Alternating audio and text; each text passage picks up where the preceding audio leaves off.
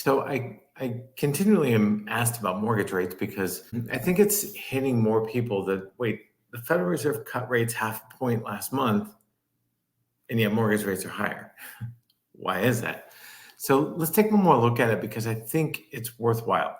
Just especially if you're planning on buying your own home in the very near future, it's definitely worth taking a look at and seeing what can we expect mortgage rates to do, right? And so yes, the Federal Reserve cut the Fed funds rate by half a point last month, a little over a month ago, about 5 weeks ago or so.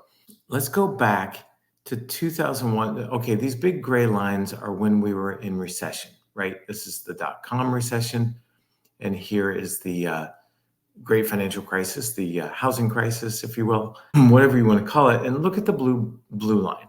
So that's the federal funds rate. And it was about, it was 7.75% in November of 2000. And then the Federal Reserve started to cut. And look at what happened to mortgage rates. They went down a little bit, but then they went up and then they went down, right? And the trend was down, but it's never a straight line. It just isn't. But they do go down. It's just not immediate. It's not an immediate effect. It's not one for one, right? The Fed cuts the Fed fund rates by half a point, and mortgage rates go down by half a point. It's not how it works. So it's kind of a, buy the rumor, sell the news. If you're ever a stock trader or have been trading stocks, the old adage is sell the rumor or buy the rumor, sell the news, right? If it's a rumored rate cut by the Feds, well, then go ahead and buy. But once it happens, it's like, well, we've already baked that in. Now what's next? Traders are saying that. So look at this. The mortgage rate was about 1.25%, give or take, a little over 1.25%, higher than the Fed funds rate. 7.8, 6.51, right? So 6.5 was the Fed funds and 7.875 was mortgage rates at the time. Now, eventually we got down to, and that was the spread, right? And eventually we got down to quite a spread, actually. Notice that the spread got much higher, but mortgage rates did fall from 7 7/8 to 6 5/8. And so about 1.25% fall. And eventually here, mortgage rates fell to about 5.25%. I remember that. I was new in the business at that time, and there was a refinance boom going on that everyone loved, and it was fun. Okay, so 2007, we did the same thing, right? Mortgage rates were, let me get to the height here, 6.7%. And the Fed started to cut mortgage rates. The Fed started to cut the Fed funds rate, rather. And we went down eventually to 5.7, so about a point. And eventually we got to a low of about the high fours, 4.8. So at the beginning of the recession, when the Fed started to cut rates, we were at 6.7, and then we got to 4.8. So almost a 2-point drop, 1.1 7/8 point drop in rates. But it took a while, and it was definitely not a straight line. We almost got to the top here.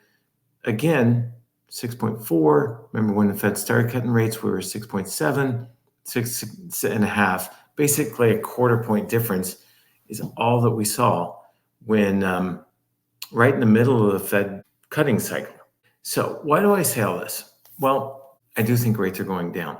And yes, the trend, just like here, is down, but it's never a straight line. When we experience something like this, like a dip in rates, even right here to 5 or 4.875 or something like that, and I'm comparing back in 2008, but when we experience something like that, that's your opportunity to either lock in if you're under contract right then, and that would be really lucky and that would be great, or simply refinance, right? If you're locking in now, if you're locked in a year ago, rates were 8%. Right now, they're real close to 7 again. And if you lock in anytime here, you're locking in the price of the home, which is great, and you live in it, and you're experiencing the holidays in it, is great. But if you do, then when rates do drop, and they will, well, then you simply refinance and take advantage, right? Again, the trend had been down, down, down, but that's a trend, and it's never a straight line. So you take advantage of dips like that, and refinance at those moments and lock something in. So that's kind of how to play this market.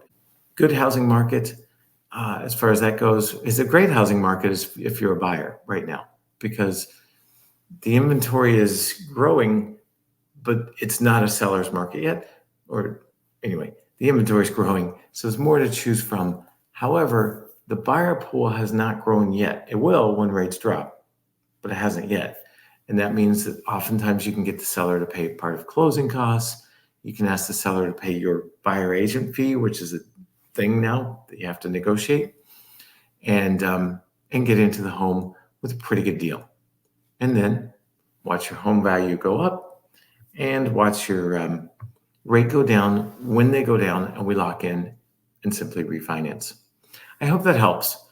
Have an awesome day. And if I can help you get pre-approved for your home loan, just let me know. And we'll talk later on today. Bye-bye.